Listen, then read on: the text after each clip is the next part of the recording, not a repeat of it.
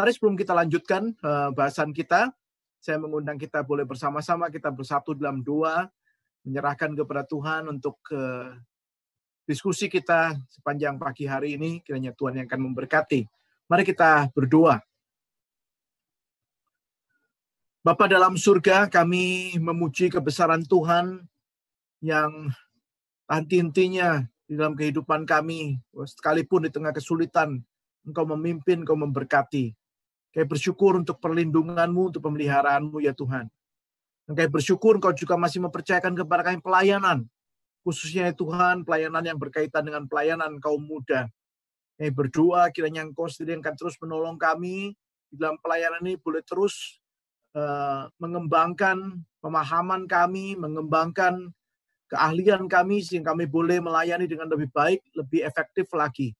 Tolong setiap kami ya Tuhan yang rindu untuk dibekali oleh Tuhan, lebih baik lagi melayani Tuhan dalam pelayanan kaum muda ini. Berkati pertemuan kami ini, Kau tolong setiap kami para narasumber, boleh sungguh-sungguh dengan hikmat yang daripada Tuhan menyampaikan apa yang menjadi isi hati Tuhan bagi setiap anak-anak-Mu. Terima kasih Bapa. Kami serahkan waktu di depan kami, dari awal sampai akhir dalam tangan pengasihan Tuhan. Dalam nama Tuhan Yesus kami berdoa bersyukur. Amin. Baik, saya akan share screen saya terlebih dahulu, saudara.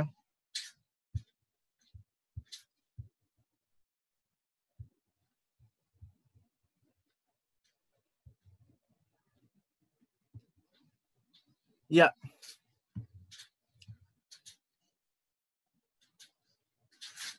Saudara, bagi saudara yang baru pertama kali menghadiri atau mengikuti saat online course untuk pelayanan kaum muda ini, izinkan saya untuk sedikit memperkenalkan latar belakang dari tema yang menjadi bahasan kita, yaitu tentang 4 elemen esensial yang kami percaya sangat mendasar bagi pelayanan kaum muda, sekaligus sangat dibutuhkan bagi pelayanan kaum muda yang berdampak.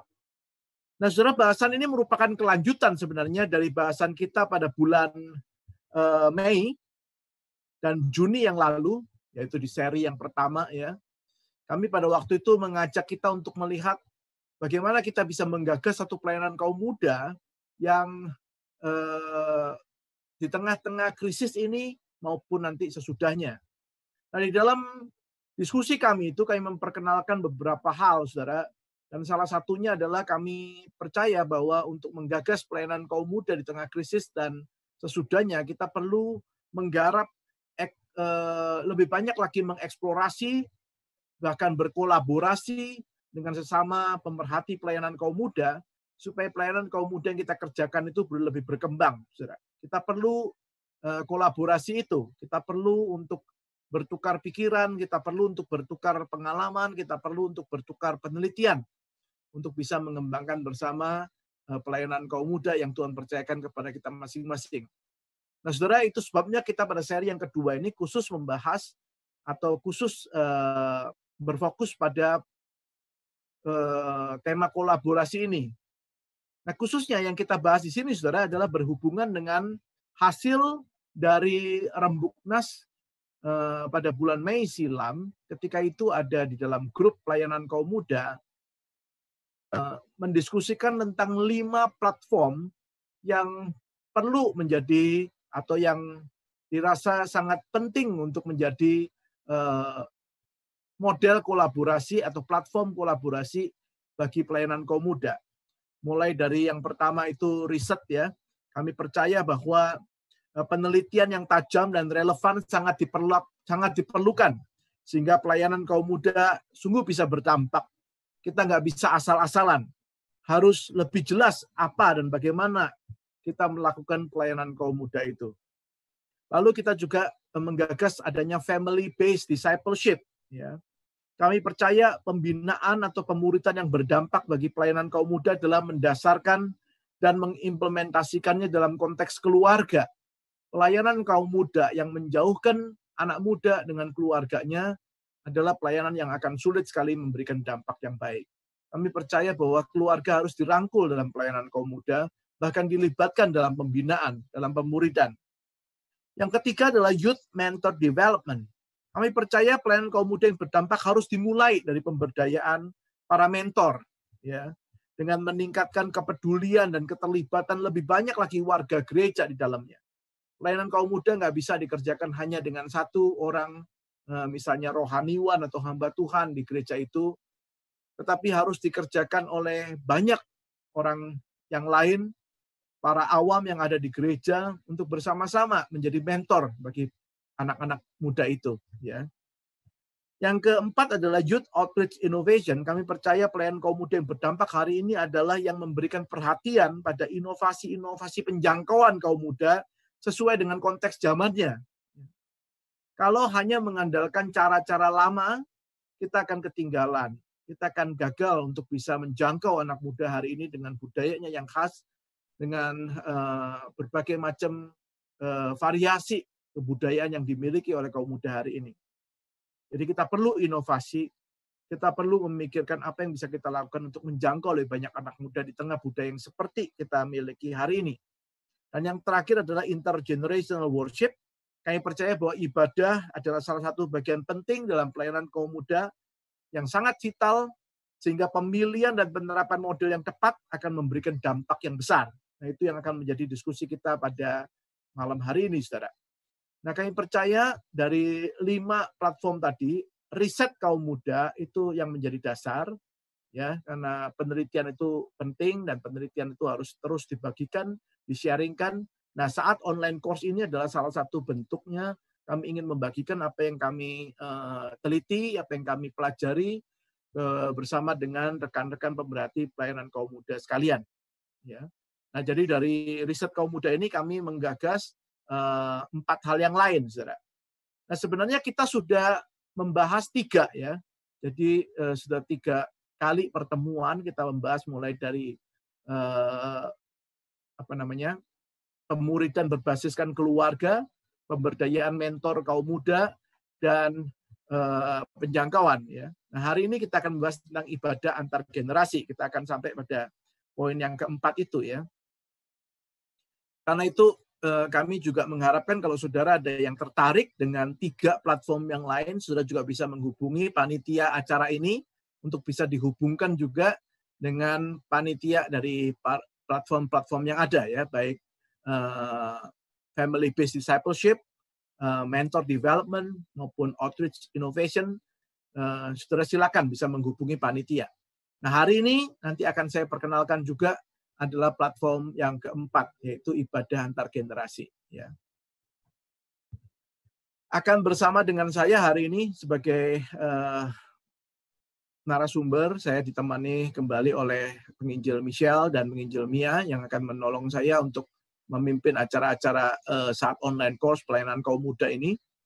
Dan hari ini kami juga akan ditemani oleh 2 orang person in charge PIC dari platform Intergenerational Worship, ya, yaitu saya akan nanti memperkenalkan penginjil Misael Prawira, ya, beliau adalah pembina kaum muda dari GKY Gereja Kristus Yesus Greenfield, Jemaat Greenfield, ya, dan saudari Eritina, penginjil Eritina Eka Silva, ya, yang pelayanan di GKY Villa Tangerang Indah Jakarta, juga akan menyampaikan ulasan tentang bahasan kita hari ini. Mereka berdua adalah PIC untuk platform Intergenerational Worship. Jadi kalau saudara nanti berminat untuk bisa lebih jauh menggubuli tentang topik ini, kami undang untuk boleh menghubungi rekan penginjil Misael dan penginjil Eritina untuk boleh bergabung di dalam platform yang bersangkutan. Baik, kita akan mulai saja bahasan kita hari ini. Saya mengundang penginjil Eritina Silva untuk boleh menyampaikan latar belakang masalah dari pergumulan ibadah dalam pelayanan kaum muda, supaya kita boleh melihat lebih jelas permasalahan yang ada di dalam pelayanan kaum muda, khususnya berkenaan dengan bidang ibadahnya. Saya persilahkan. Ya. Selamat pagi, Bapak, Ibu, saudara-saudari sekalian. Terima kasih telah memberikan kesempatan ini, Pak Irwan. Semoga internet saya stabil ya, Bapak Ibu, karena tadi sebelum ini agak kurang stabil. Ya, Bapak Ibu, pada hari ini kita akan bersama-sama membahas tentang ibadah intergenerasi.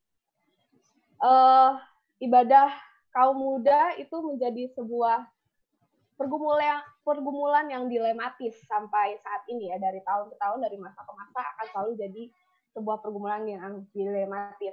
Dalam Desember 2018, seorang komedian Kristen yang bernama John Chris itu merilis sebuah konten video di kanal YouTube-nya.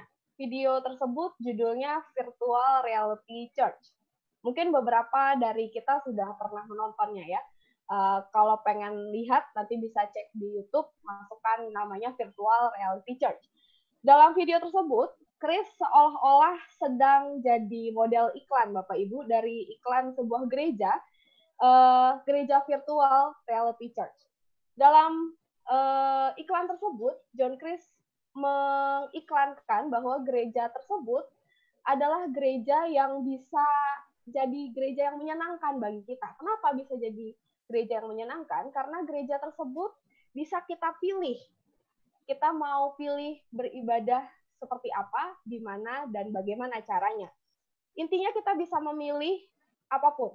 Kita bisa pilih denominasi apa yang ingin kita hadiri, genre musik apa yang ingin kita pakai, pilihan-pilihan lagu apa yang mau kita nyanyikan minggu itu, tema khotbah apa yang mau kita dengar, dan kita bahkan juga bisa memilih mau dilayani oleh liturgis WL yang seperti apa.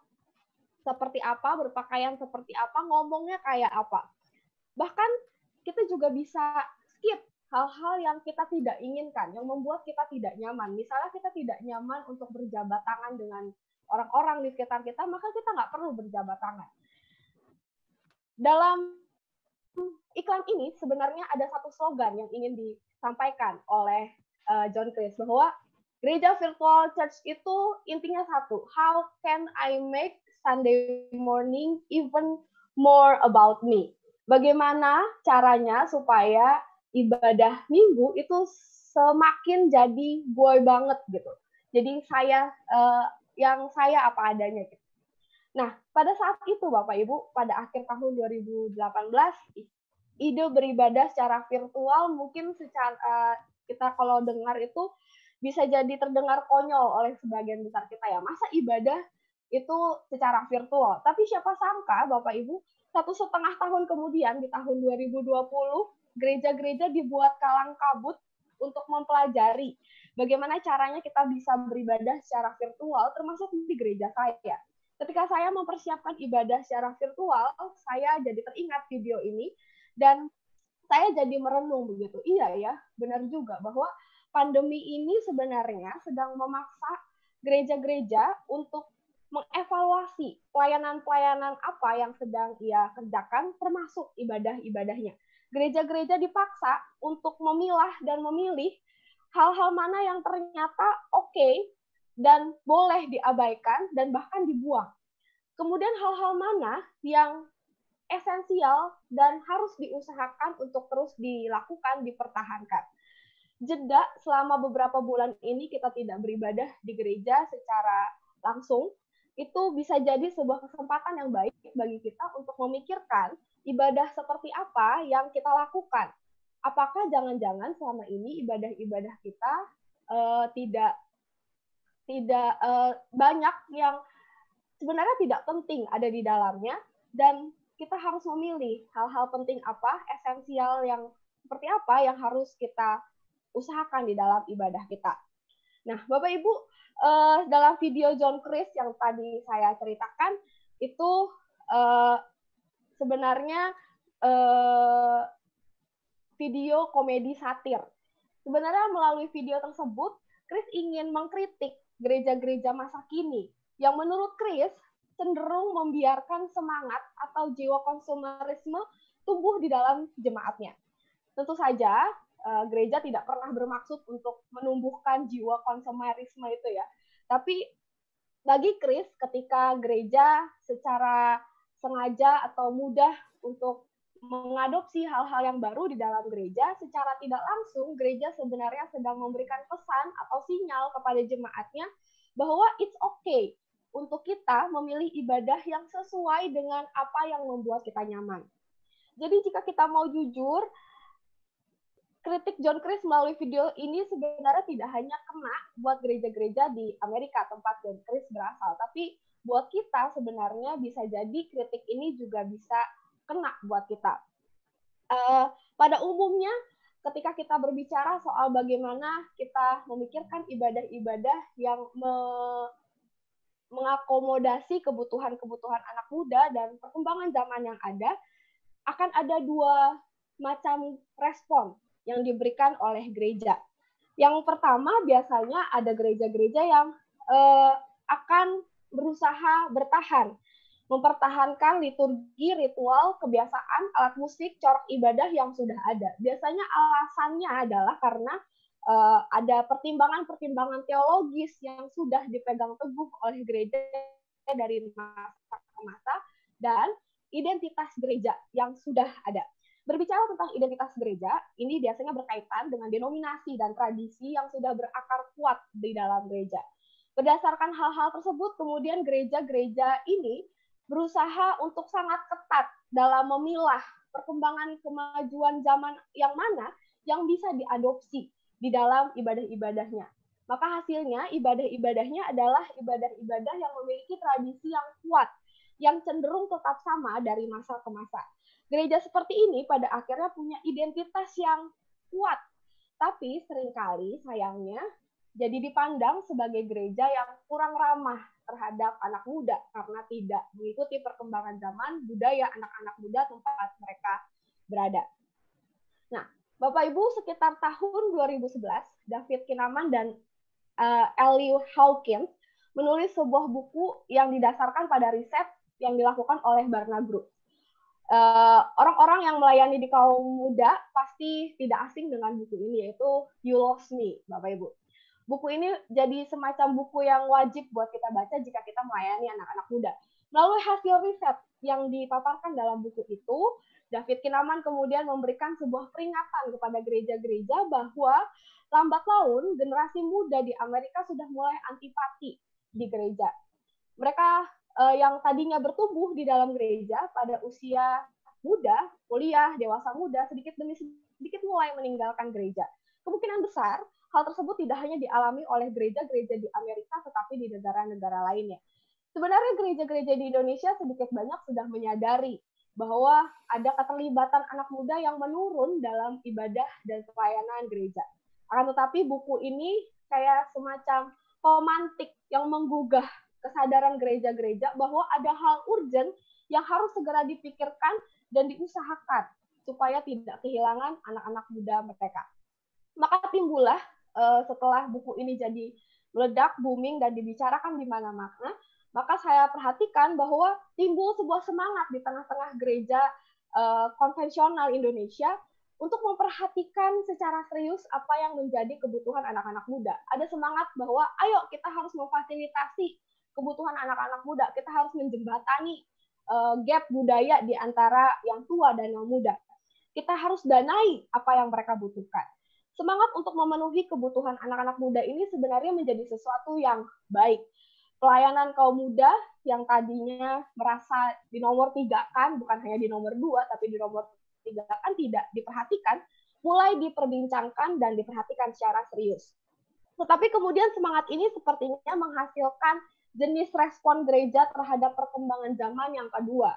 Ada gereja-gereja yang pada akhirnya terlalu mudah untuk mengadopsi hal-hal yang baru atas nama menjembatani kebutuhan anak-anak muda. Banyak sekali gereja yang kemudian membentuk segmen-segmen ibadah yang baru khusus untuk anak muda, merombak cara mereka beribadah, gaya musik mereka, corak ibadah, dan sebagainya demi memfasilitasi perkembangan anak muda zaman sekarang. Masalahnya sebenarnya bukan sekedar alat musik apa atau genre musik apa yang kita pakai di dalam gereja, tetapi sinyal atau kesan apakah yang sedang kita berikan kepada anak-anak muda untuk membuat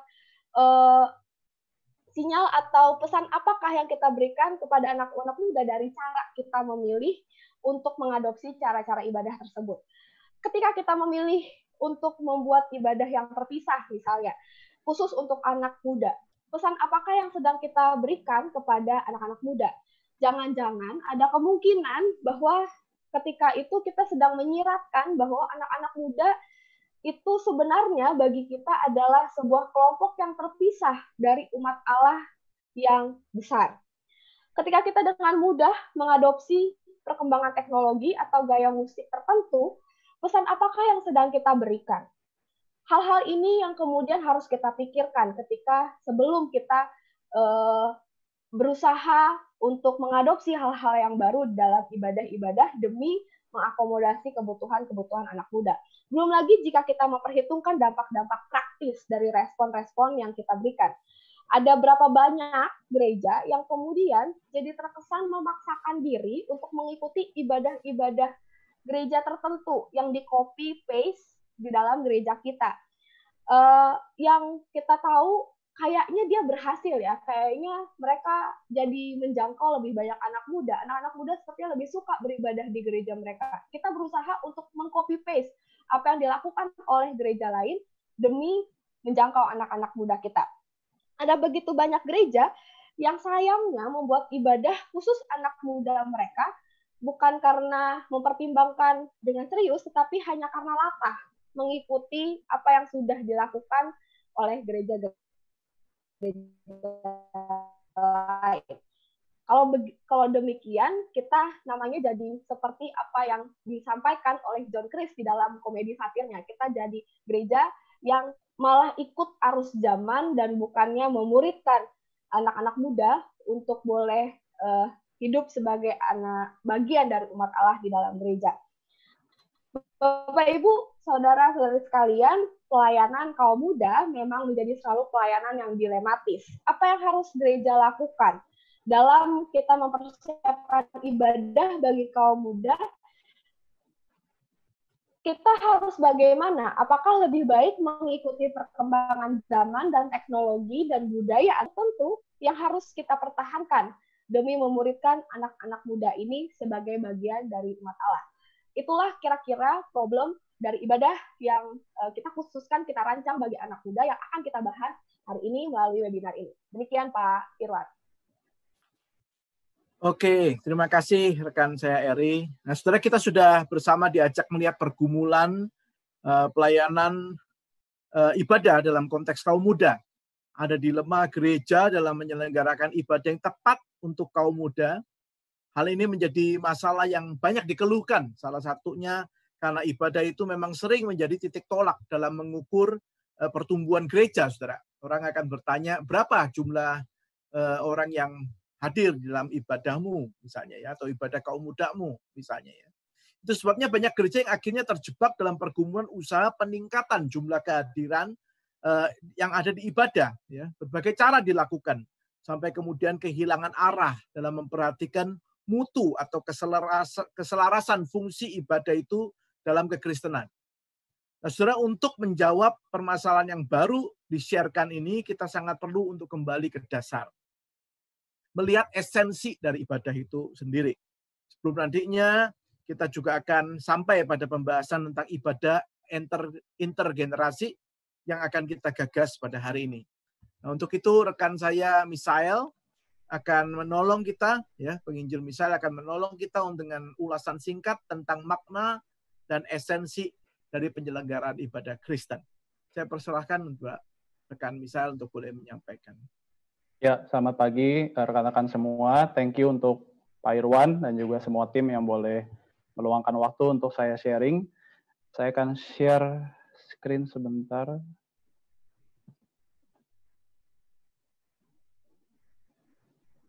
Ya, jadi saudara-saudara, kalau kita melihat ibadah intergenerasi, mungkin kita suka terjebak dengan kata intergenerasinya dulu, begitu ya. Nah, saya mencoba membawa kita kepada sesuatu yang lebih esensial, seperti yang Pak Irwan katakan tadi, yaitu ibadahnya dulu seperti apa.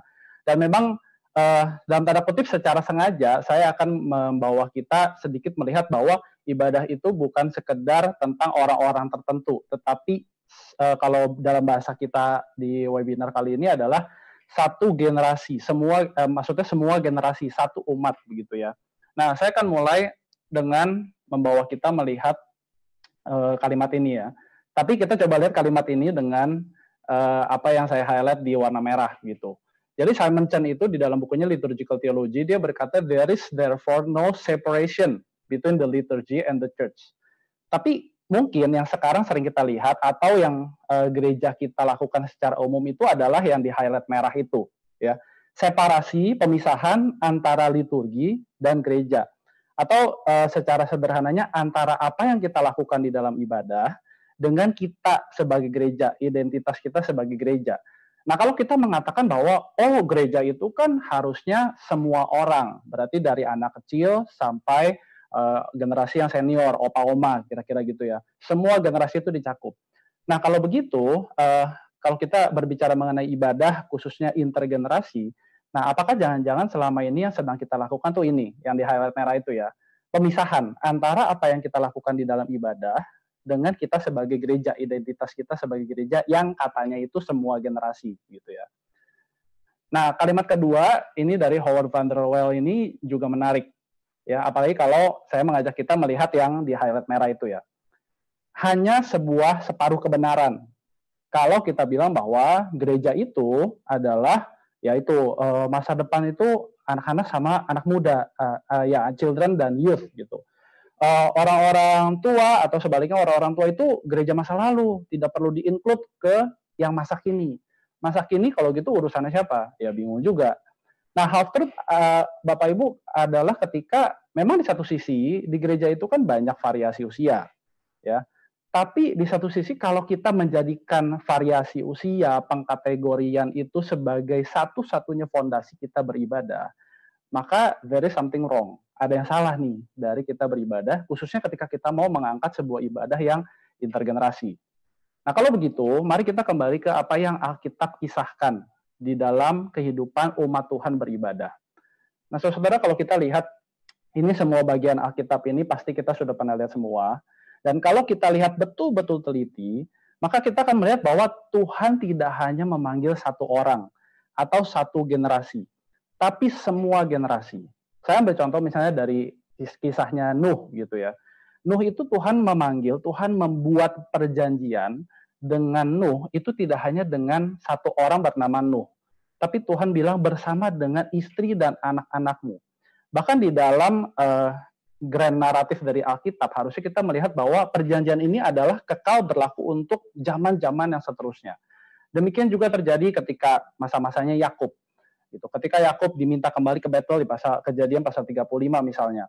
Kenapa Yakub sampai bilang setelah dia mendengar Tuhan panggil dia nggak cuman ya udah bye-bye, saya berangkat sendiri begitu ya. Tapi dia mengajak keluarganya. Bahkan ketika itu kalau kita lihat di Kejadian 35, keluarganya itu sedang menyembah berhala lagi. Nah, itu disuruh buang semua dan mari kita pergi ke Betel untuk berjumpa dengan Tuhan gitu. Nah, di Kejadian bangsa Israel keluar dari Mesir pun sama. Di kitab Keluaran, di situ Tuhan bilang, aku memanggil umatku. Tuhan nggak bilang, saya hanya panggil orang-orang yang sudah, mohon maaf ya, sudah senior, sudah mau lewat masa hidupnya. Enggak. Atau saya hanya panggil anak-anak kecil yang masih polos. Enggak. Tuhan panggil satu umat. Bahkan di dalam kitab Ulangan juga, ketika Musa sudah mau mengakhiri kepemimpinannya, diingatkan bangsa Israel bahwa semua yang sudah mereka dapatkan selama di padang gurun itu harus diajarkan dari generasi kepada generasi, atau bahasa kita hari ini adalah intergenerasi gitu ya. Dan di kitab Ezra juga sebenarnya kita bisa lihat ketika bait Allah mau dibangun, itu semua generasi menyaksikan, turut menjadi saksi hidup bagaimana bait Allah itu kan melambangkan kehadiran Tuhan. Tuhan itu mau hadir bagi semua generasi ya. Di Perjanjian Baru kita juga bisa lihat bagaimana Tuhan Yesus juga di dalam pelayanannya dia menginclude anak-anak kecil. Ketika anak-anak kecil itu kan mau diusir begitu sama murid-murid dan orang-orang di sekitar waktu itu, dia bilang jangan kamu halang-halangi mereka karena mereka adalah bagian dari kerajaan Allah ya. Nah, ini juga mungkin kalimat yang sering kita salah mengerti. Anak-anak kecil mendapat bagian, dalam tanda kutip, mendapat bagian dari kerajaan Allah, seakan-akan ya kalau kita nggak kasih, mereka nggak dapat bagian. Tapi Tuhan Yesus bilang, anak-anak pun yang kelihatannya polos ini adalah sudah dari semula itu bagian dari kerajaan Allah. Berarti semua generasi itu adalah bagian dari kerajaan Allah. Dan bisa kita lihat seterusnya juga ada iman yang intergenerasi dari keluarga Timotius. Dan kalau kita lihat dalam realitas rohani yang lebih besar, di kitab Wahyu itu banyak sekali digambarkan bahwa kita akan memuji Tuhan, menyembah Tuhan itu suatu saat nanti bersama-sama dengan semua umat dari segala suku, bangsa, bahasa, berarti apa? Semua generasi. Nah, Bapak Ibu, saudara-saudara, dari sini apa yang bisa kita lihat, apa yang bisa kita pelajari khususnya terkait dengan esensi dari ibadah. Yang pertama, mari kita lihat ibadah itu sebagai panggilan dan perjanjian dari Allah. Saudara, Allah kita adalah Allah yang memanggil dan yang berjanji di dalam ibadah. Dia adalah yang menginisiasi ibadah. Makanya bangsa Israel ketika di Mesir, dia bilang, dia bilang kepada Musa, suruh bangsa Israel itu keluar, suruh Firaun itu lepaskan bangsaku, umatku, supaya mereka bisa beribadah kepadaku. Ada sebuah panggilan yang Tuhan berikan kepada semua generasi. Dan Tuhan juga Tuhan yang membuat janji dari generasi kepada generasi. Janji itu juga berlaku di dalam konteks ibadah. Kalau kita memahami ibadah sebagai sebuah covenant, berarti setiap kali kita beribadah, kita seperti sedang mengajak semua generasi untuk bersama-sama, ayo kita lihat, ayo kita berjumpa dengan Tuhan yang sedang mengikat janji dengan kita. Nuansa itu kan sebenarnya juga ada di dalam narasi baik perjanjian lama maupun perjanjian baru. Nah, ini yang pertama, ibadah itu harusnya kita pahami sebagai panggilan dari Tuhan untuk semua generasi, dan juga ini bagian dari perjanjian Tuhan bagi semua generasi. Nah, yang kedua, saudara yang bisa kita pahami adalah ibadah ini adalah ceritanya Tuhan. Ya. Kalau tadi kan penginjil Eri itu bilang ibadah itu adalah seperti satirnya John Chris itu ya, it's all about me. Tapi Alkitab mengatakan ibadah itu it's not about us, it's about our God begitu. Ini adalah tentang ceritanya Tuhan. Tuhan yang menjadi sutradara, ya, bahkan Tuhan yang menjadi sang liturgos, dia yang menginisiasi tadi itu kan berarti dia yang utama di dalam ibadah, bukan generasi tertentu, bukan orang-orang tertentu, bukan golongan tertentu, tapi yang utama adalah Tuhan dan ceritanya Tuhan. Dan cerita ini kalau kita lihat di dalam Alkitab dan di dalam kehidupan kita sekarang, kita sebagai gereja, tadi ya balik-balik lagi, gereja yang intergenerasi itu, ini narasi melintasi waktu dan zaman, waktu dan generasi. Narasi ini relevan terus, begitu. Dan narasi ini, saudara-saudara, sebenarnya kalau kita lihat di dalam, khususnya spesifik dalam kehidupan Tuhan Yesus, narasi inilah yang diperagakan oleh Tuhan Yesus sebagai aktor utama dari grand narasinya Allah di dalam kehidupan kita. Dan juga di dalam konteks ibadah minggu sebenarnya, kita bicara di dalam konteks ibadah komunal, ibadah hari minggu, sebenarnya ibadah kita, ini kalau mesti dijelasin, mesti satu sesi lagi, satu saat online course lagi begitu kali ya. Fokus dari ibadah minggu sebenarnya ada pada narasi kematian dan kebangkitan Tuhan Yesus. Ya, nanti di bagian akhir saya akan sedikit singgung gitu. Nah, saudara-saudara berangkat dari situ, apa yang bisa kita lihat kembali di dalam kita melakukan ibadah? Ya, kalau tadi esensi ibadah itu adalah semua tentang keutamaan Tuhan. Tuhan yang menginisiasi, itu ceritanya Tuhan. Nah, lalu bagian kita apa? Ya, nah bagian kita adalah memahami bahwa ibadah itu adalah sesuatu yang relasional. Relasional artinya apa? Bahwa ada penyataan Tuhan, ada revelation, dan ada respon kita. Tuhan menyatakan dirinya, Tuhan rindu untuk dikenal. Nah, Tuhan juga dalam tanda kutip menuntut kita untuk merespon. Responnya seperti apa? Yaitu responnya adalah adanya pengenalan dan adanya partisipasi. Nah, saudara ngomong soal pengenalan, ya, saya mengutip dua orang ini yaitu Kevin Van Hooser dan juga John Calvin ya, dari dua zaman yang berbeda, dari dua generasi yang berbeda ya. Nah, saudara, Van Hooser mengatakan bahwa ketulusan tanpa pengenalan itu ibadah yang salah. Jadi selama ini kalau kita mungkin yang penting saya datang, saya nggak pedulilah yang lain-lain, mau generasi lain ada kayak atau enggak begitu ya kalau kita ngomong konteks intergenerasi. Nah, ini Kevin Van Hooser mengatakan pengenalan akan Tuhan itu harus ada. Ya. John Calvin juga mengatakan bahwa kalau tidak ada pengenalan akan Tuhan, berarti kita sedang beribadah kepada siapa? Begitu. Kita sedang beribadah kepada hantu katanya atau kepada roh yang nggak jelas begitu ya. Nah, dan Van Hooser juga mengatakan lagi bahwa ketika kita beribadah itu harusnya esensinya yaitu biblical theological perspective itu harusnya ada. Dan itu diramu semua di dalam ibadah, menemukan fokus yang paling tajam dan menghasilkan ekspresi yang baik. Nah, ini juga berkaitan dengan esensi ibadah. Kita seringkali jatuh kepada gap ekspresi dan esensi. Kita terlalu fokus kepada ekspresinya, kita lupa bahwa esensinya yang utama itu apa. Gitu ya. Nah, saudara, di bagian akhir saya mencoba mengajak kita memikirkan secara esensial bagaimana kita berpartisipasi secara aktif di dalam ibadah yang kalau kita mau katakan ibadah intergenerasi. Saudara, yang pertama mari kita pahami bahwa liturgi, nah tadi kan Simon Chan mengatakan harusnya tidak ada separasi, tidak ada pemisahan antara liturgi dengan menjadi sebuah gereja. Ya. Nah kita pahami dulu hal yang utama dari liturgi itu adalah ini usaha dari sebuah umat. Ini bukan usaha dari hanya satu generasi atau satu golongan orang, satu kelompok orang, tapi ini usaha dari satu umat gitu. Dan Van Hooser, lagi-lagi saya mengutip Van Hooser, mengatakan bahwa di dalam sebuah ibadah yang korporat, ibadah yang komunal, salah satu hal yang besar yang dilakukan Allah adalah dia sedang membentuk sebuah umat. Jadi bayangkan kalau kita memisahkan generasi demi generasi, mengkotak-kotakan, mengkategorikan half-truth itu ya, kata Howard van der Wel itu, di dalam ibadah, maka kemungkinan besar, bukan kemungkinan besar ya, harusnya itu formasi spiritual tidak terjadi. Nanti akan dibahas juga bagaimana spiritual formation itu harusnya terjadi di dalam sebuah ibadah, khususnya ibadah yang intergenerasi. Ya. Dan kemudian saudara-saudara, mari kita melihat kembali, nah itu dia, kita gereja adalah a people of the book. Kita adalah orang-orang yang dibentuk oleh kisahnya Tuhan. Nah, bagian kita apa? Partisipasi kita apa? Ya, kita proclaiming kembali, kita retelling kembali kisahnya Tuhan di dalam ibadah. Dan itu harus dilakukan bersama-sama. Tidak bisa hanya satu orang, tidak bisa hanya sekelompok orang, harus bersama-sama dengan semua umat Tuhan yang antar generasi itu. Dan di dalam partisipasi kita juga sedang melakukan selebrasi. Nah, saudara-saudara, selebrasi itu kan nggak mungkin dilakukan sendirian, nggak lucu ya. Kalau orang pesta ulang tahun sendirian gitu kan nggak lucu. Selebrasi harus dilakukan secara komunal bersama-sama dengan semua generasi, khususnya dalam konteks ibadah ini. Dan itu dilakukan karena mengingat bahwa hari Minggu itu adalah the day of the Lord, harinya Tuhan. Ya.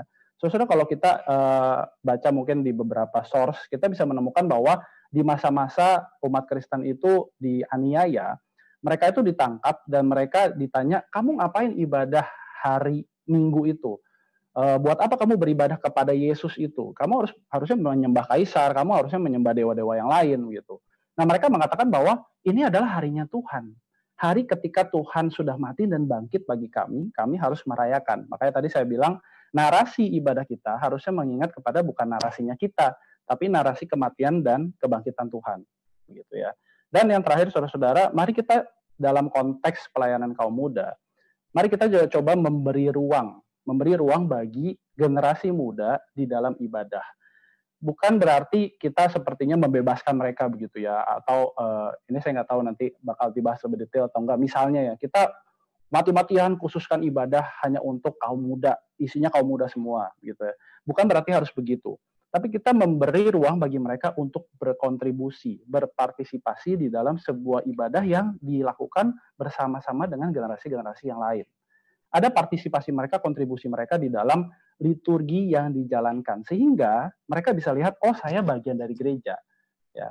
Nah, sehingga kita bisa melihat kalimat ini harusnya betul, tidak ada pemisahan antara apa yang kita lakukan di dalam ibadah dan kita sebagai gereja. Khususnya dalam konteks anak muda, berarti anak muda yang adalah bagian dari gereja harusnya mendapat bagian juga di dalam liturgi ibadah. Gitu. Karena menjadi gereja adalah menjadi sebuah komunitas yang menyembah, memberikan respon kepada penyataan Allah. Dan ibadah intergenerasi, dikatakan Howard van der Wel, ini kalimat yang lebih lengkap, adalah ibadah yang semua generasi itu sama di mata Tuhan.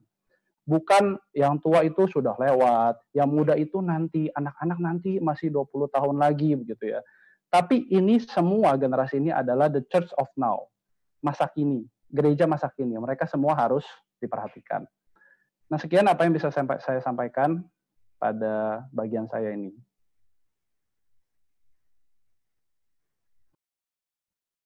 Baik, terima kasih Minjil Misael yang sudah menyampaikan dengan baik. Saudara lihat ada penekanan-penekanan yang tadi sudah disampaikan tentang esensi ibadah, saudara ya. Bagaimana ibadah itu penting sekali untuk juga mengedepankan bukan sekedar ekspresi, tapi juga pengenalan.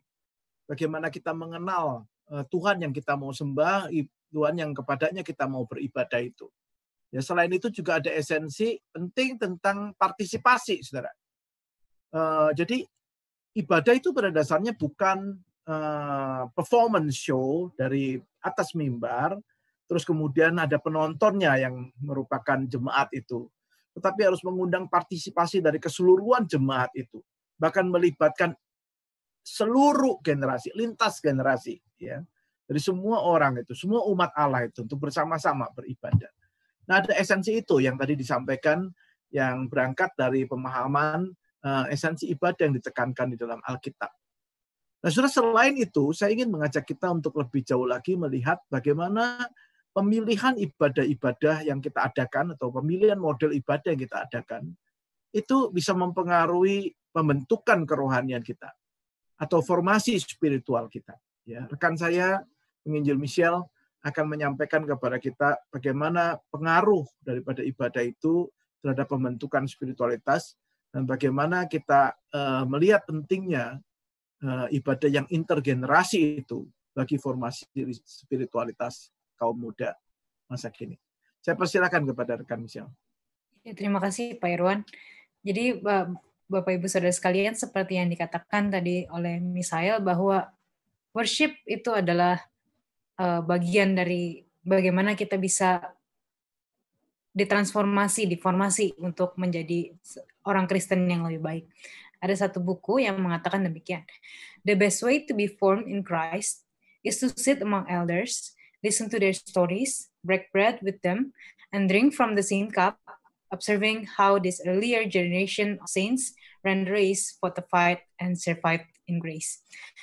Bapak Ibu, jadi satu-satunya cara atau cara yang terbaik untuk menjadi sama atau menjadi serupa dengan Kristus adalah untuk bergaul bersama-sama dengan orang-orang yang lebih tua, melakukan apa yang mereka lakukan, dan terlibat dalam liturgi-liturgi yang mereka kerjakan. Kalau kita seperti Paulus begitu ya, dia mengajak Timotius, mengajak Barnabas, Silas, dan sebagainya untuk bersama-sama dengan dia. Ini juga yang sebenarnya kita harus ajarkan kepada anak-anak pemuda-pemudi kita. Bagaimana mereka bisa diterima dan kita bisa menyambut mereka di dalam ibadah yang sama. Tetapi sayangnya Bapak Ibu, realita zaman sekarang adalah begini. Ketika Bapak Ibu ke mall, ada satu playground yang isinya hanya anak-anak, dikhususkan untuk anak-anak. Anak-anak tidak lagi bersama-sama dengan orang tuanya untuk berbincang, ngobrol gitu ya. Ketika orang tuanya belanja di supermarket, memilih barang, anak-anak itu tidak lagi dilibatkan. Seperti halnya juga di meja makan. Berapa keluarga yang masih mempertahankan tradisi makan bersama di meja makan? Setidaknya satu kali dalam sehari. Banyak keluarga udah ada makanan tersedia di meja, tinggal kamu silahkan makan. Anak makan duluan, biasanya orang tua baru pulang kerja, baru makannya belakangan. Atau yang terjadi di keluarga saya adalah begini, ketika kita pergi makan keluar, karena keluarga saya cukup besar begitu ya, ada sekitar 15 orang, ada meja anak-anak dan meja orang dewasa. Kita berpikir bahwa anak-anak tidak bisa nyaman untuk di meja orang dewasa, dan begitu pula dengan orang dewasa. Karena orang dewasa harusnya ngobrol dengan orang dewasa dan anak-anak ngobrol dengan anak-anak saja. Nah, ini segregasi seperti ini juga terjadi di sekolah. Anak-anak dikelompokkan berdasarkan usia, yang kelas 1, kelas 2, kelas 2, SMP, SMA, sehingga mereka tidak punya relasi lagi antar generasi. Apalagi sosial media, Bapak Ibu. Meskipun kita bisa terkoneksi dengan anak-anak melalui sosial media, tetapi sosial media ini sepertinya digunakan oleh orang dewasa dan anak-anak juga untuk berkomunikasi dengan teman-teman yang sepantaran atau peer dengan anak atau orang tua tersebut. Saudara, inilah realita yang kita hadapi di dunia zaman ini, di mana terlalu banyak segregasi yang sudah terjadi. Nah, tetapi bagaimana dengan gereja? Saudara, saya sangat optimis bahwa gereja itu memiliki dua pilihan. Apakah kita ingin mengikuti arus dari dunia ini yang memisahkan antara anak-anak dan orang dewasa, atau kita mau berusaha untuk mengarah kepada intergenerasi? Yang manakah yang akan kita pilih? Dalam satu buku yang sangat bagus, mungkin Bapak Ibu yang tertarik boleh membacanya, Holdy Catherton Allen sama Kristen Lawton Ross mengatakan bahwa intergenerational adalah congregation yang secara intensional membawa bersama-sama generasi-generasi di dalam pelayanan, di dalam sharing, di dalam pembelajaran, yang di dalam aktivitas yang ada di gereja, untuk menjadi tubuh Kristus yang sama, yang dikasihi secara sama oleh Kristus. Dan Christian formation adalah proses of being formed, transformed, and conformed. Jadi dibentuk, ditransformasi, dan menjadi serupa dengan Kristus, yaitu Tuhan kita. Saudara, tetapi ibadah intergenerasi ini bukan satu-satunya ukuran terhadap formasi spiritual. Ibadah intergenerasi ini adalah cara mengkomunikasikan kepada anak-anak, remaja, dan pemuda bahwa mereka adalah bagian tubuh Kristus. Seperti yang tadi disinggung oleh Eri di awal, bahwa ada sesuatu yang kita berikan, kita ajarkan kepada mereka. Apa yang kita komunikasikan kepada anak-anak dan remaja ini? Kalau kita memisahkan mereka daripada tubuh Kristus yang lebih besar, daripada ibadah umum. Saudara, intinya adalah ibadah intergenerasi adalah bagian dari kurikulum gereja yang diajarkan kepada semua anggota gereja. Saudara, saya akan menampilkan satu tabel, yaitu ini adalah tabel mengenai kurikulum. Kurikulum di gereja, kurikulum di sekolah, dan segala kurikulum yang kita ada di dunia ini bisa dilihat dalam tabel ini.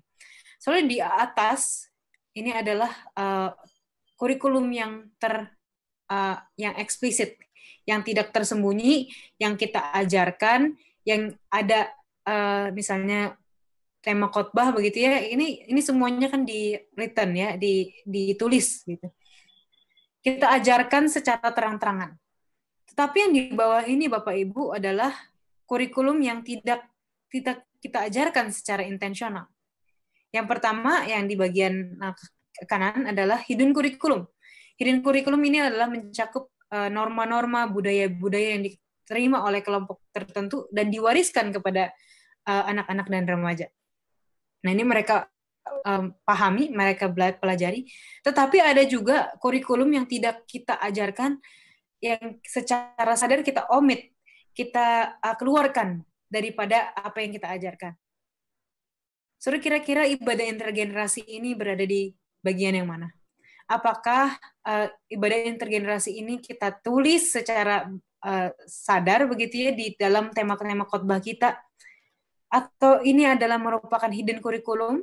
Atau bahkan ini tidak kita ajarkan sama sekali? Saudara sekalian, kurikulum gereja bagi saya adalah semua pengalaman belajar, baik yang eksplisit maupun implisit, yang membuat seseorang dibentuk, ditransformasi, dan menjadi serupa dengan Kristus. Ini adalah semua pengalaman belajar yang orang itu alami di dalam gereja, baik yang melalui khotbah yang mereka dengar maupun mereka lihat, maupun yang tidak kita ajarkan tetapi mereka menyadarinya. Ketika kita tidak mengajarkan ibadah intergenerasi, apa yang mereka pikirkan? Apa yang kita sampaikan kepada mereka? Mungkin begini, saudara. Orang dewasa tidak ingin bergaul dengan saya, karena saya masih anak-anak. Komisi anak, remaja, pemuda hanyalah ornamen di gereja, atau bahkan tempat penitipan anak, supaya orang tua nggak terganggu waktu ibadah. Jadi adalah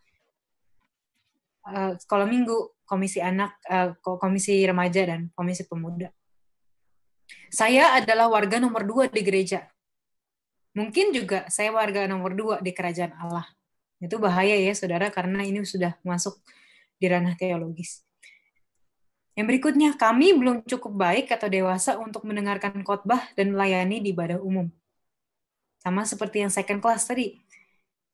Ketika ada ibadah umum dan ibadah kaum muda atau ibadah remaja, mereka akan di ruangan yang lebih kecil, dengan mungkin alat musik yang seadanya begitu.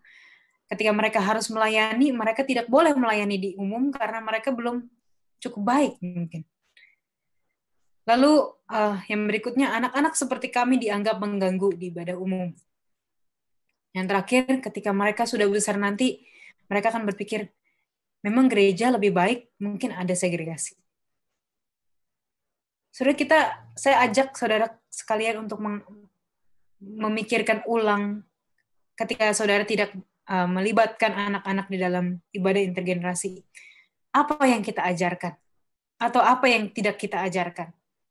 Dan apa dampaknya? Saya rasa bukan masalah praktisnya ibadah intergenerasi atau tidak, tapi sesungguhnya apa yang menjadi dasar kenapa kita melakukan ini dan itu, kenapa kita tidak melakukan ini dan itu. Saudara, di akhir presentasi saya ini, saya ingin menutup dengan satu quotation dari Everest, ya. Worship is not a classroom. Preaching is not teaching. And we should not substitute one for the other. But in these created and recreated people who gather around the font and the altar, people literally become a learning community that teach and learns from one another. Saudara, ibadah bukanlah satu kelas. Khotbah bukan cuman pengajaran. Dan kita harusnya tidak substitusi. Orang-orang yang berkumpul di dalam gereja itu adalah orang-orang yang menjadi komunitas pembelajar, yang belajar dan mengajar satu sama lain. Saudara sekalian, dalam beberapa kesempatan kehidupan saya belajar dari anak-anak. Seperti Yesus membawa anak-anak itu ke tengah dan mengajak orang-orang yang ada di situ untuk belajar dari anak-anak, memiliki hati seperti anak-anak. Kalau tidak, mereka tidak akan bisa menerima kerajaan surga. Seperti inilah seharusnya gereja menjadi komunitas pembelajar yang belajar dan mengajar anak-anak dan remaja menjadi bagian dari tubuh Kristus. Saya rasa sekian presentasi dari saya. Saya berikan kembali kepada Pak Irwan. Ya, terima kasih rekan Michelle ya yang sudah menyampaikan. Saya harap saudara menangkap pentingnya memperhatikan ibadah yang kita adakan itu, yang kita selenggarakan itu, karena memiliki kaitan yang begitu kuat bahkan dalam pembentukan spiritualitas warga gereja kita, ya. Nah, ada spiritual formation yang sedang kita bentuk dalam pengadaan setiap ibadah kita. Bukan hanya sekedar dalam materi khotbah yang disampaikan, saudara, ya. Lebih dari itu, ya. Tetapi dalam model penyelenggaraannya itu sendiri bahkan akan memberikan pengaruh-pengaruh itu, dampak-dampaknya, ya. Nah, di sini yang kita mesti harus lebih concern, saudara. Kita harusnya sedih kalau melihat cara kita menyelenggarakan ibadah kaum muda hari ini, ya, dan mengingat bagaimana ibadah itu mempengaruhi pembentukan spiritualitas kaum muda bahkan sejak usia muda mereka, ya. Saudara, harus menjadi perhatian kita ketika kita quote in quote, ya, mengadakan ibadah kaum muda itu asal-asalan saja. Kira-kira pembentukan spiritualitas seperti apa yang sedang kita wujudkan di dalam kehidupan anak-anak muda kita. Satu kali, saudara, saya ada kesempatan melayani di sebuah gereja untuk ibadah remaja, saudara. Saya sangat prihatin sekali karena apa yang saya lihat di sekitar mereka, ya, di gedung ibadah untuk anak-anak remaja itu sungguh sesuatu yang memprihatinkan. Saya tahu kondisi gereja itu, saya tahu kemampuannya. Apa yang saya lihat di dalam ruangan ibadah kaum muda itu menunjukkan ketidakseriusan, ya, kurang perhatian daripada elit gereja untuk sungguh-sungguh memperhatikan betapa pentingnya anak-anak muda itu menghargai ibadah mereka. Kalau kita tidak memberikan contoh itu, anak muda akan belajar, dan mereka belajar lebih cepat dari apa yang mereka lihat dilakukan daripada apa yang diajarkan melalui perkataan kepada mereka. Nah, saya harap ini boleh menjadi concern kita bersama. Baik, saudara, topik bahasan kita kali ini berkaitan dengan elemen ibadah dalam pelayanan kaum muda, khususnya dalam konteks gagasan tentang intergenerational worship. Ya, saya mencoba untuk merangkumkan apa yang sudah dibicarakan sejauh ini, saudara. Saya percaya topik ini melengkapi topik-topik sebelumnya, yaitu dalam aspek pembinaan, ya, persekutuan, penjangkauan, dan sekarang dalam aspek ibadah.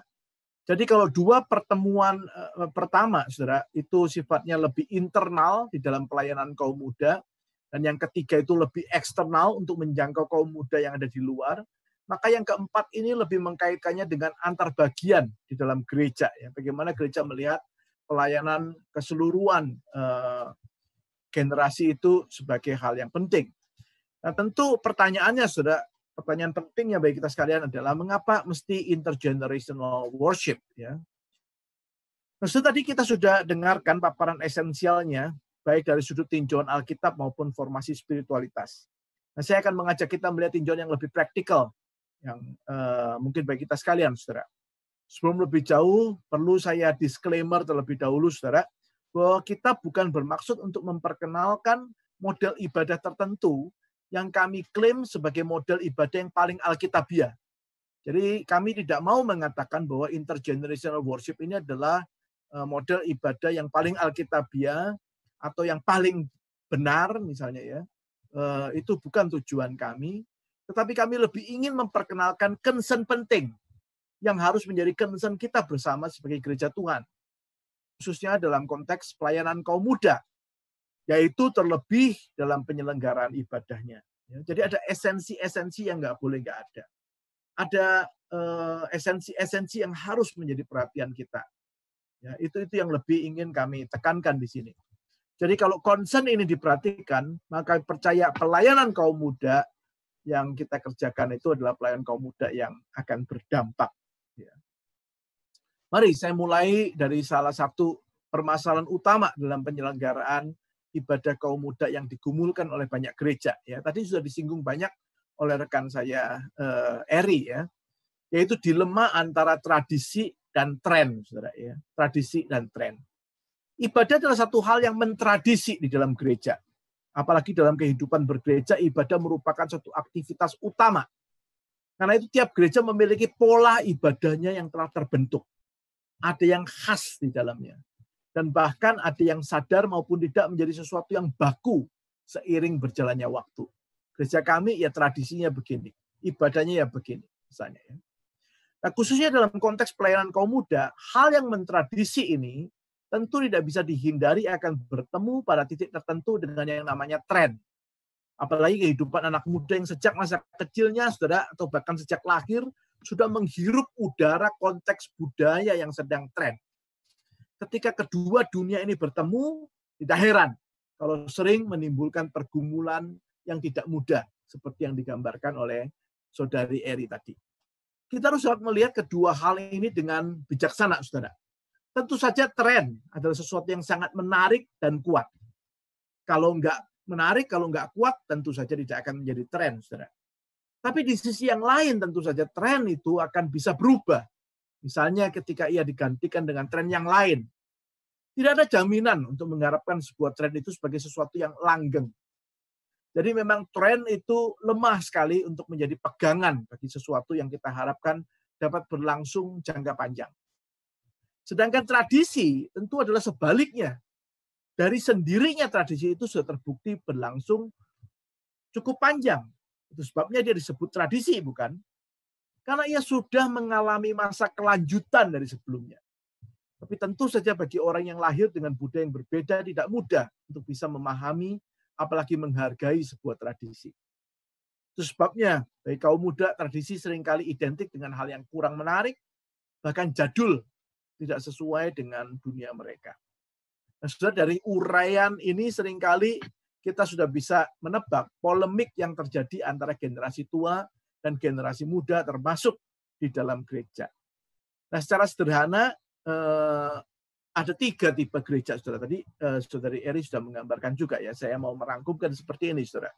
Yang pertama adalah gereja yang mengharuskan anak muda melanjutkan tradisi. No matter what the cost is, tradisi harus dilanjutkan.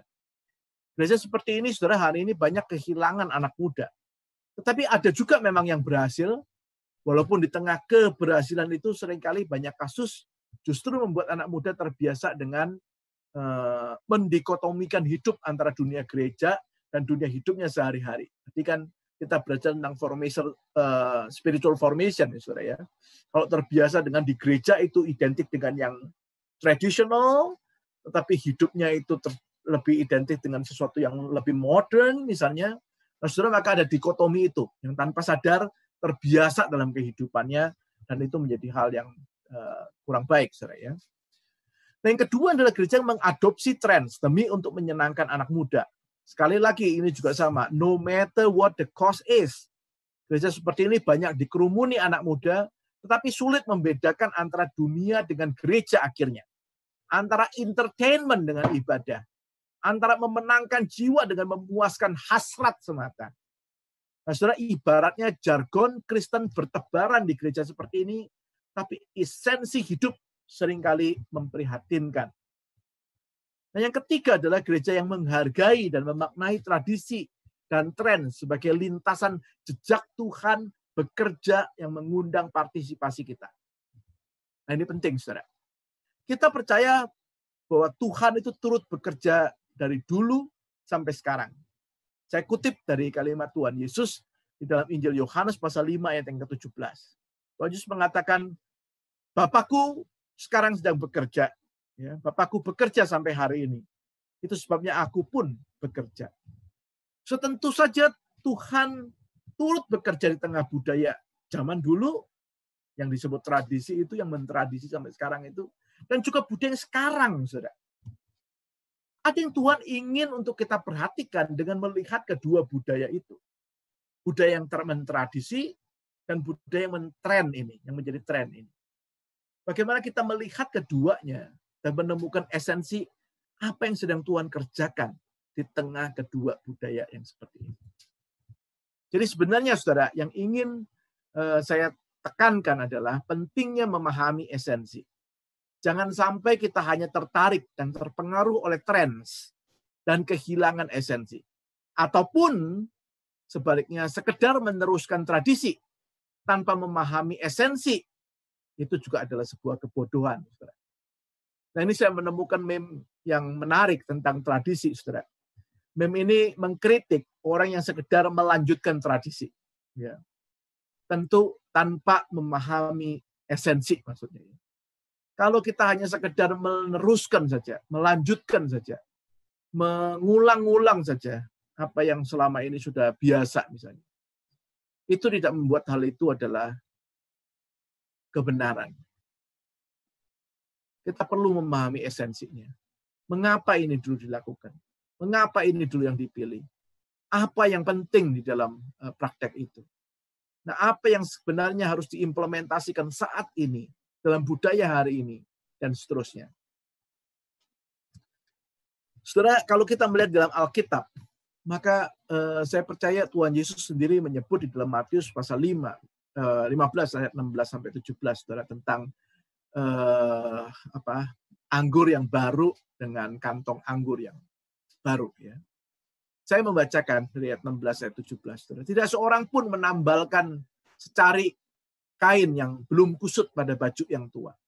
Karena jika demikian kain penambal itu akan mencabik baju itu. Lalu makin besarlah koyaknya. Begitu pula anggur yang baru tidak diisikan ke dalam kantong tua. Karena jika demikian kantong itu akan koyak sehingga anggur itu terbuang. Dan kantong itu pun hancur. Tapi anggur baru disimpan orang dalam kantong yang baru pula.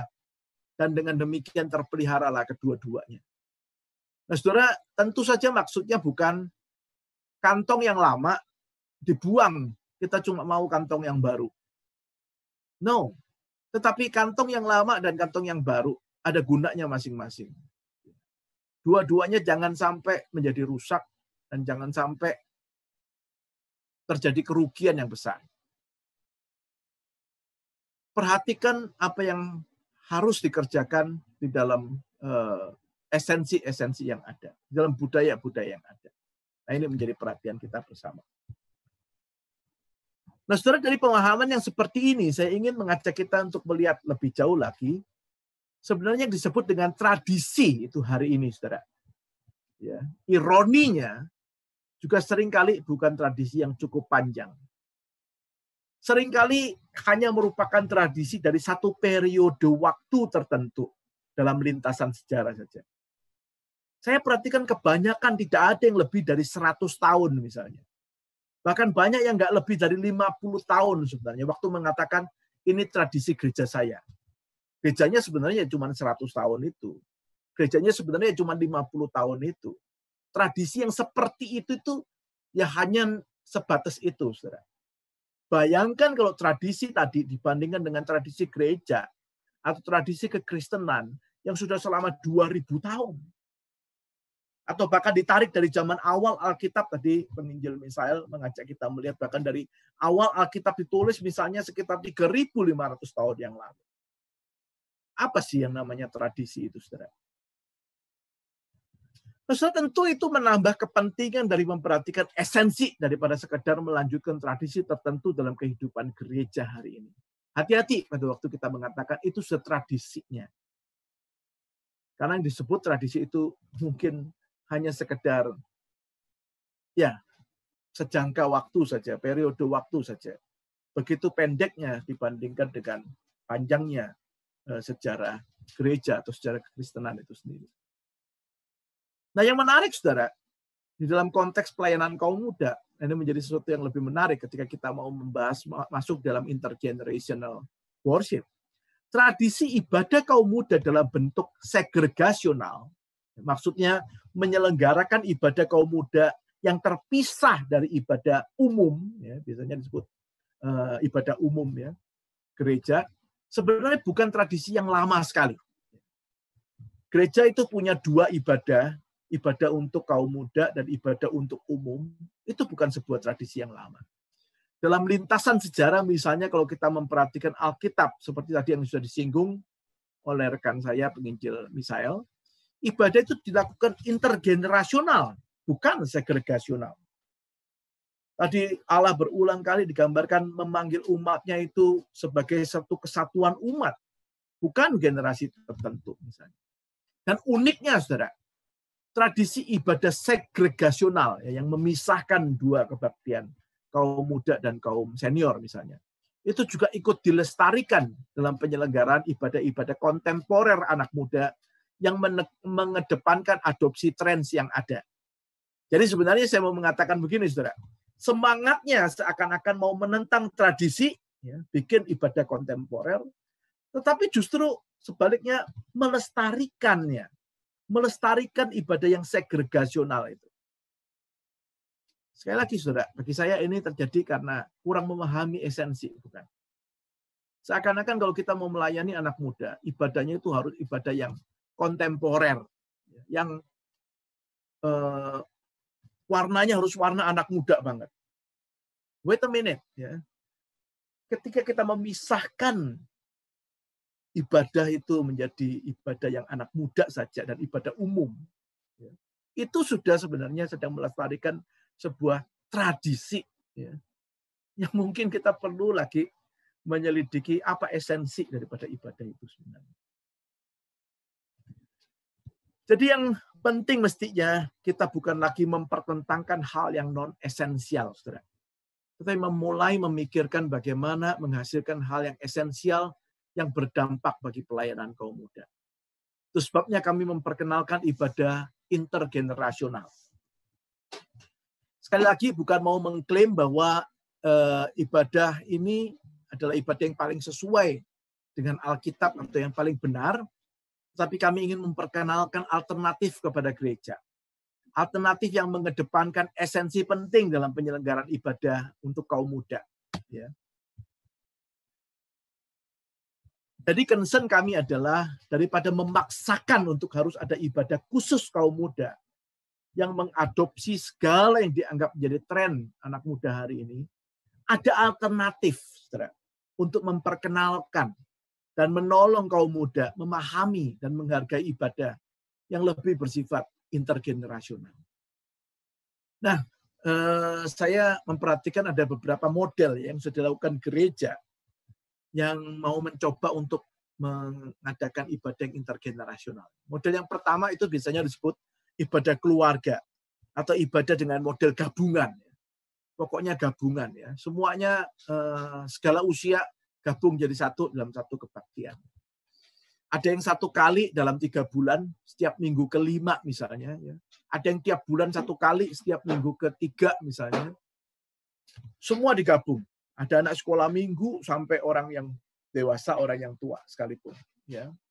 Ada yang anak sekolah minggunya dikumpulin duduk di depan. Ya. Ada yang anak sekolah minggunya duduk bersama dengan orang tuanya. Ada yang nyanyinya sama-sama, nanti waktu khotbahnya untuk anak sekolah minggu dulu, lalu kemudian anak sekolah minggunya diutus untuk melakukan aktivitas, lalu khotbahnya untuk orang dewasa. Nah, ada yang model begitu, ya. Modelnya adalah digabung jadi satu. Yang kedua adalah yang saya perhatikan ada ibadah yang oldies, ya. Itu maksudnya begini, saudara. Ada ibadah yang bilang kita nggak mau terlalu tradisional, tapi kita juga tidak mau yang terlalu kontemporer. Akibatnya dipilih adalah yang tengah-tengah, ya, membidik generasi yang di tengah. Saya sering perhatikan ada gereja-gereja tertentu yang jenis ibadahnya memanfaatkan hal yang seperti itu. Jadi lagu-lagu yang dipilih adalah lagu-lagu yang misalnya sekarang ini tahun 90-an, tahun 80-an yang dinyanyikan berusaha untuk bisa menjangkau segala kalangan dengan membidik yang di tengah. Nah, ini model yang lain juga. Berharap semua kalangan bisa menerima.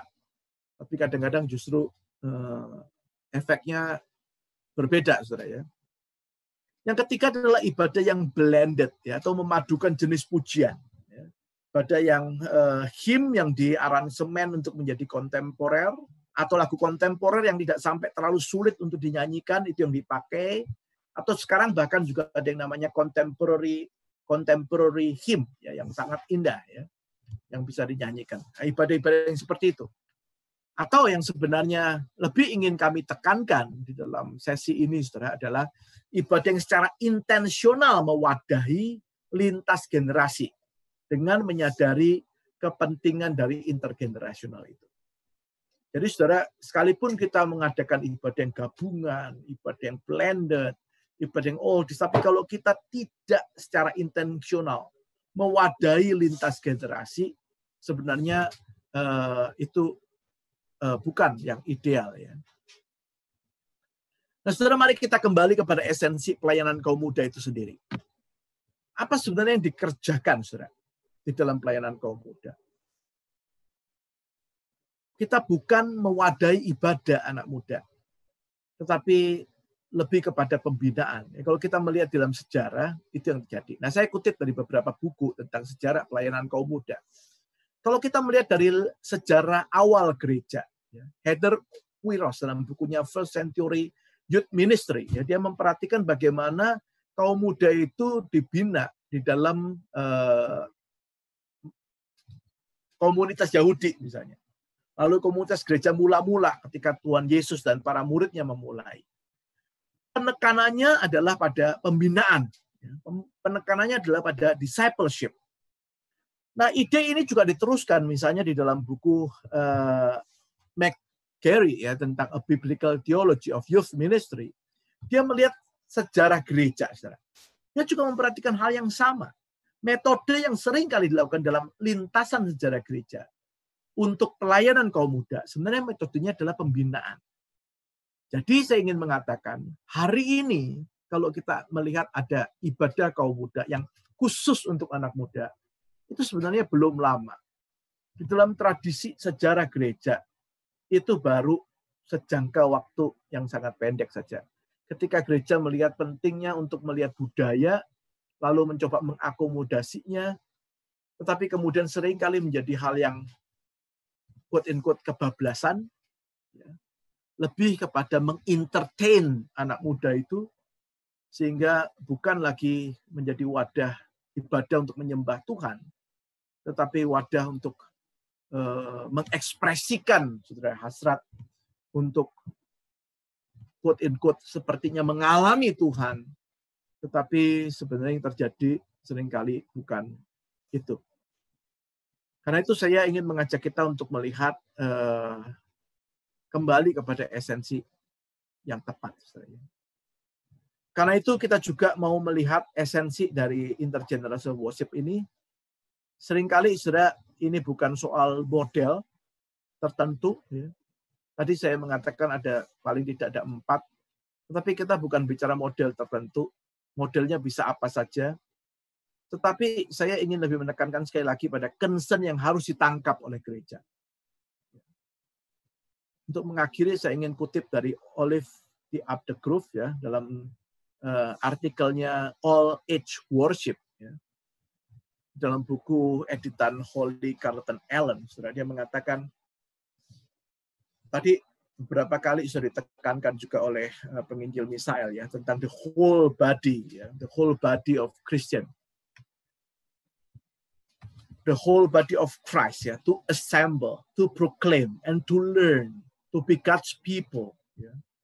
Bagaimana seluruh kesatuan tubuh itu boleh berfungsi, berpartisipasi, ya, melakukan unsur-unsur ibadah itu sebagai bagian dari umat Allah, ya, kesatuan umat Allah, sebagaimana yang digambarkan di dalam firman Tuhan.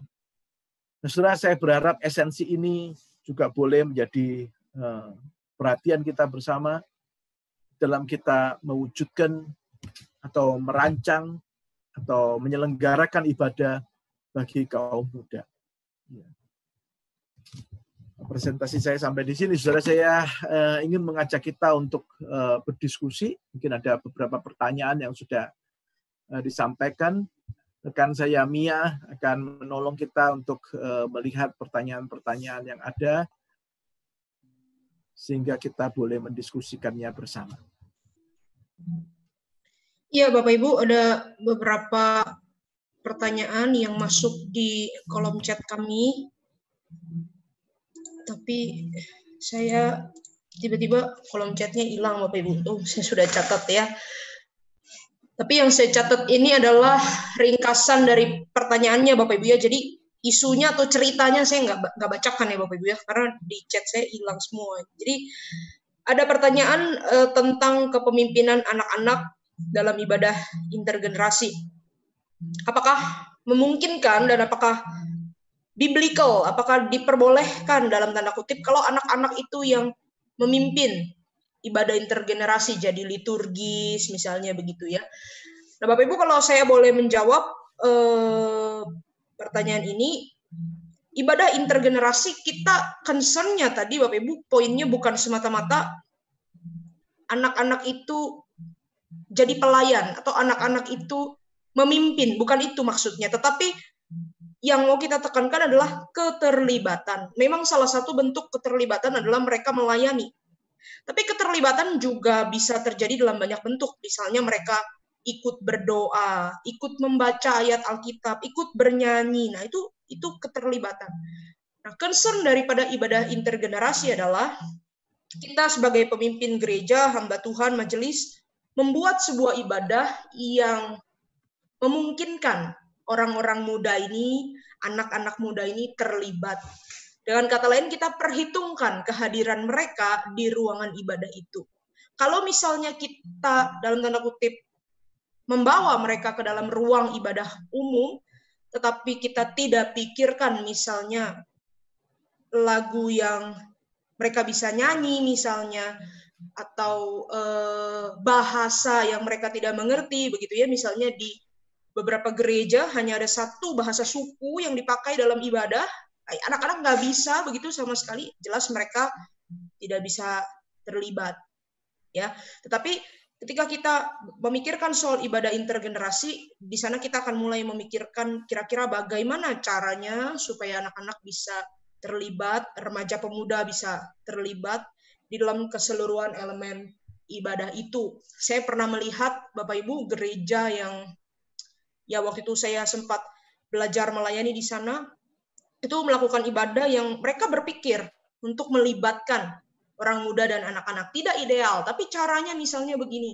Ada pokok doa yang didoakan anak-anak saja begitu. Lalu ada bagian-bagian nyanyi yang anak-anak saja, lalu kemudian orang tua dan remaja pemuda bisa dilibatkan juga di dalam bagian-bagian pelayanan yang lain. Apalagi ketika sekarang kita lebih banyak melakukan ibadah digital, maka tentu saya asumsikan lebih banyak yang melayani khususnya di dalam pengadaan digital itu tentu orang muda ya, dibanding para senior misalnya. Pasti ada juga mungkin orang senior. Lalu kemudian pertanyaan selanjutnya, apakah fokus dari liturgi ibadah minggu hanya kematian dan kebangkitan Kristus? Bagaimana dengan prinsip biblika Sabat Yahudi? Dan apakah liturgi di gereja kita itu harus selalu berfokus kematian dan kebangkitan Kristus? Nah, ini mungkin rekan Misael bisa menolong menjawab. Silakan juga buat rekan-rekan yang lain, Pak Irwan, Michelle, Eri, kalau mau menambahkan untuk jawaban-jawaban yang tadi, silakan. Iya, saya coba jawab dengan singkat padat jelas, soalnya kan mungkin kalau penjelasan komprehensif agak sulit ya. Jadi intinya Sabat itu kan sebenarnya kalau dalam konteks perjanjian lama adalah bagian dari pemeliharaan terhadap perjanjian, covenant itu. Nah, di dalam perjanjian lama juga, seperti yang dinubuatkan oleh nabi-nabi, kan covenant itu akhirnya diperbarui ketika Tuhan Yesus datang. Jadi, singkatnya saya bisa jelasin kira-kira begini.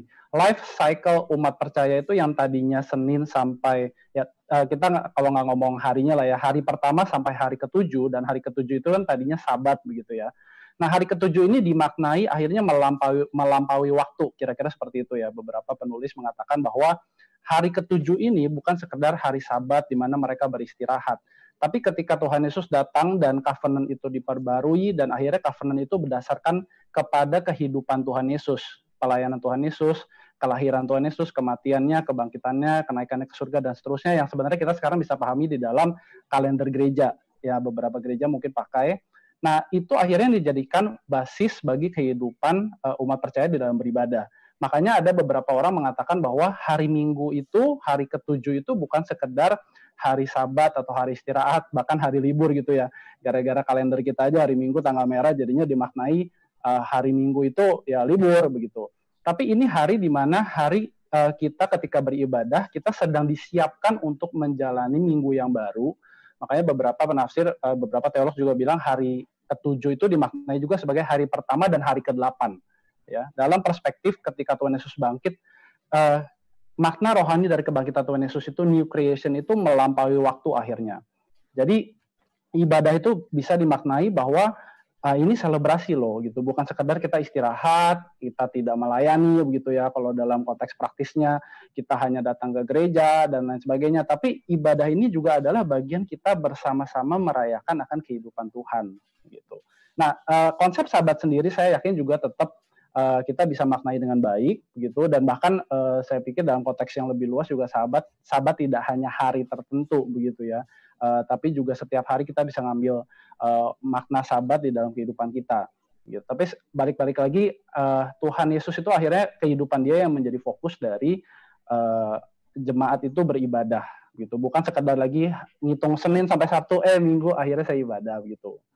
Jadi ini masalah life cycle dan juga bagaimana liturgi itu berperan untuk memperagakan kehidupan Tuhan Yesus tadi itu, gitu. Dibandingkan dengan memperagakan hanya menunggu hari Senin sampai Sabtu, terus hari Minggu ya sudah, gitu. Ya, saya tambahkan jawaban dari Komisail ya. Kalau dari segi liturginya sendiri yang saya pahami, liturgi itu bukan hanya urutan ibadah kebaktian ya Bapak Ibu ya, tapi juga kebiasaan hidup kita sehari-hari, gaya hidup kita. Jadi ada teolog yang berkata bahwa weekdays itu Senin sampai Sabtu itu latihan. Nah, Minggu itu ibadah perayaannya. Ketika kita justru mempersembahkan worship kita untuk dinikmati oleh Tuhan. Nah, ini terbalik ya. Seringkali kita kan berpikir gereja membuat worship yang bisa dinikmati jemaat, terbalik. Padahal kita membuat worship yang bisa dinikmati oleh Tuhan. Jadi liturgi juga bicara soal gaya hidup, soal keseharian kita. Nah, kemudian pertanyaan ketiga ini menarik dan sesuai sekali dengan diskusi kita. Bagaimana dengan pemisahan atau katakanlah bukankah diperlukan ya pemisahan dari anggota gereja itu sesuai kebutuhan usia? Misalnya SMP, SMA, kuliah kan kebutuhannya berbeda. Nah, bagaimana ibadah intergenerasi memandang hal ini? Silakan rekan-rekan yang mau menjawab, Pak Irwan, Michelle, Eri. Pak Michael, silakan. Ya, saya ingin memberikan penekanan aja. Saya perhatikan dari beberapa pertanyaan, memang ada mungkin kekhawatiran ya tentang bagaimana kita bisa melibatkan anak-anak muda bersama-sama dengan orang yang dewasa di dalam sebuah konteks ibadah. Misalnya ya, tadi soal kebutuhan, ya, kebutuhannya kan beda-beda. Ya. Nah, saudara, kebutuhan yang berbeda itu juga sebenarnya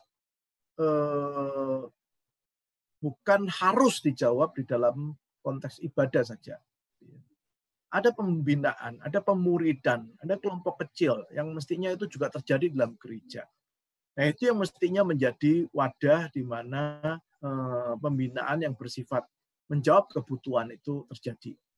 Nah, sementara dalam ibadah itu ada esensi-esensi penting yang mesti ditekankan seperti tadi yang kita sampaikan ya, tentang partisipasinya sebagai satu kesatuan umat, partisipasinya sebagai satu tubuh Kristus, walaupun dia antar generasi. Nah, saya ingin menjawab tadi tentang kekhawatiran ya. Misalnya bahasa ya, tadi kan sering dibilang kalau yang disampaikan itu apakah bisa bahasanya dimengerti sama anak muda misalnya kalau bahasanya itu terlalu misalnya terlalu sulit atau terlalu dewasa ya. Nah, saya kira ini kita bicara soal masalah ini adalah sudah ada pada di tengah-tengah masalah itu sendiri gitu kan ya. Jadi kita sudah terlanjur ibadah kita ini ya seperti ini gitu. Di mana di dalam ibadah itu bahasa yang dipakai, topik yang dibicarakan itu seakan-akan memang berusaha segregasi mungkin gitu kan. Misalnya ya, saya sering agak prihatin misalnya kalau di dalam sebuah ibadah itu khotbahnya adalah khotbah mengulas tentang politik misalnya ya. Sekarang ini masalah di Korea, masalah di Amerika, di China dan sebagainya terus menjadi topik yang panjang lebar. Nah, terus kan kita khawatir itu kalau anak remaja ada di sana ngerti apa enggak itu yang dibicarakan misalnya. Mau ibadah mau dengar khotbah firman Tuhan atau ulasan politik begitu loh ya. Kalau kita memang mau ulasan politik berarti kita memang sudah mensegregasi jemaat yang datang di dalam ibadah itu adalah jemaat dengan model tertentu. Tetapi kalau kita sudah memikirkan ibadah itu sebagai satu ibadah intergenerational, tentu bukan itu topik yang dibicarakan.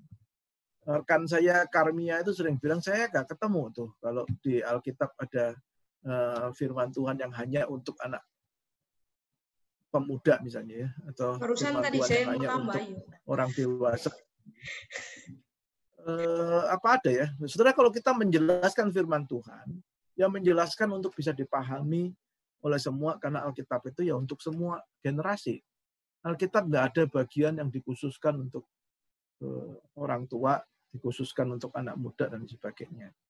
Ya, saya kira jadi kita sedang berbicara ini kan di dalam konteks sudah terjadi sekarang, ibadah seperti apa yang sudah biasa, terus ibadah itu yang kita mau bilang kok sulit anak muda digabungkan. Ya karena memang nggak pernah didesain untuk intergenerational. Karena memang didesain untuk menjawab satu kebutuhan tertentu saja. Mungkin ya, begitu Bapak, ya. Ibu, ya, makasih Pak Irwan. Bapak Ibu, waktu kita udah habis ini ya. Jadi pertanyaan-pertanyaan kami rekam di kolom chat dan kami mau mengundang Bapak Ibu untuk bergabung ya di dalam platform yang tadi sudah sempat disinggung sepanjang presentasi ini. Saya persilakan Eri untuk men-sharingkan tentang platform intergenerational worship.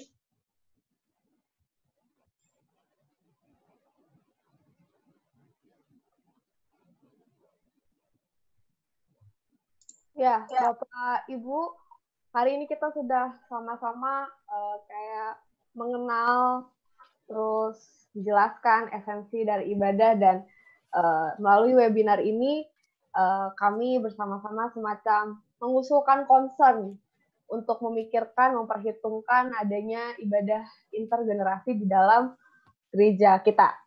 Itu berarti perlu kerjasama yang besar, bukan hanya dari pelayan-pelayan kaum muda, tetapi juga dari seluruh warga gereja gitu ya. Nah, kami mengundang Bapak Ibu, saudara-saudari yang concern untuk bisa membangun ibadah intergenerasi di dalam gereja, seperti yang tadi disampaikan berulang kali, pola concern gereja kita kebanyakan sudah terlanjur terpola sebagai ibadah yang segregasi begitu. Terus ada begitu banyak pergumulan-pergumulan tentang masalah hal-hal yang praktis, hal-hal yang juga bikin teologis yang mungkin jadi kendala atau tantangan untuk boleh mengadakan ibadah intergenerasi dalam gereja. Nah, webinar ini nggak cukup untuk bisa bahas semuanya, tapi kami punya wadah, grup, platform, sub-platform dari Youth Ministry untuk boleh mendiskusikan dan memikirkan dan bahkan kolaborasi bersama-sama untuk boleh saling bantu gitu di dalam mengadakan ibadah intergenerasi di gereja kita. Mungkin kita bisa dikasih contoh atau bisa memberikan pemahaman-pemahaman bagi yang dibutuhkan dalam gereja kita. Nah, bagi yang tergerak, punya beban, punya semangat untuk boleh terlibat, silakan untuk bergabung bersama grup WhatsApp yang sudah ada. Itu ada bit.ly-nya tinggal dimasukkan di dalam di dalam handphone kita, maka Bapak Ibu akan langsung terinvite ke dalam WhatsApp grup yang sudah ada. Sudah ada sekitar 20-an orang yang punya concern untuk boleh bergabung berdiskusi bersama-sama dengan kami. Kami rindu ada semakin banyak orang yang bisa bergabung. Kita akan berdiskusi bersama-sama dan mencoba memikirkan usaha-usaha kolaboratif apa yang bisa kita lakukan untuk mendukung gereja-gereja melakukan atau mengadakan ibadah intergenerasi di gereja. Demikian, Bapak Irwan, saya kembalikan. Ya, mari kita akhiri pertemuan kita ini. Sebenarnya pertanyaan-pertanyaan yang masuk itu baik sekali ya, semua akan direkam untuk dibahas di dalam platform yang ada. Jadi kalau saudara rindu untuk mendapatkan jawabannya juga bisa bergabung dalam platform Intergenerational Worship ini sehingga ada diskusi yang lebih dalam di sana ya. Nanti akan diserahkan kepada PIC untuk membahasnya. Baik, mari kita sama-sama berdoa mengakhiri pertemuan ini, saudara. Bapa dalam surga, kami bersyukur untuk waktu yang sudah Engkau berkati. Apa yang kami diskusikan ini biarlah boleh menjadi berguna bagi gereja dan bagi pelayanan kaum muda. Kami bersyukur untuk rekan-rekan yang sudah bersama berkumpul. Engkau berkati dalam segala pelayanannya, berkati dalam segala perjalanan kehidupannya, sehingga nama Tuhan boleh dimuliakan. Terima kasih Bapak, berkati Seminari Alkitab Asia Tenggara, penyelenggara acara ini, supaya boleh terus menjalankan visi misi yang daripada Tuhan, untuk boleh menjangkau lebih banyak lagi jiwa, untuk boleh dibentuk, untuk menjadi pelayan di dalam zaman yang tidak mudah, zaman yang penuh dengan tantangan ini. Dalam nama Tuhan Yesus, Juru Selamat kami yang hidup, kami berdoa bersyukur. Amin. Tuhan memberkati saudara sekalian.